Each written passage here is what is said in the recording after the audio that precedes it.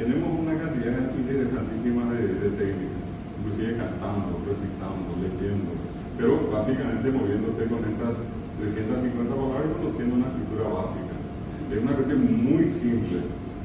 Voy a rápidamente decirte, yo quiero conjugar un verbo en castellano y ya tengo que agarrarme en la cabeza. Yo le digo a mis alumnos que siempre me dicen, profesor, ¿cómo hacemos con los verbos irregulares? Y como son casi 2000, entonces yo le digo, por favor, yo no sé, que Dios se ha piedad de ustedes. Vale. Entonces en el caso guaraní no son 2000, son solamente 6 verbos irregulares, 6 nada más, facilísimo.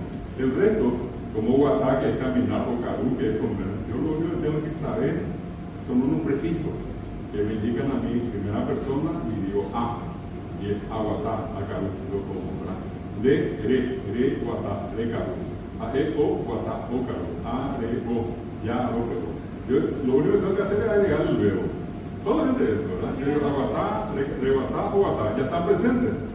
Y yo quiero llevar esos pretéritos, lo único que le voy a agregar, por ejemplo, el curí. Y lo único que va a cambiar otra es re, o, pero voy a decir guatacurí, guatacurí, guatacurí. Guatacurí, re, guatacurí, o, guatacurí. Facilísimo. Quiero llevar el curí y cambiar a futuro, voy a decir ta. Es decir, guatata, guatata, re, guatata, o, guatata. No cambia guatata, cambia re, o, ya, o. Facilísimo. Es más fácil que caminar a pie.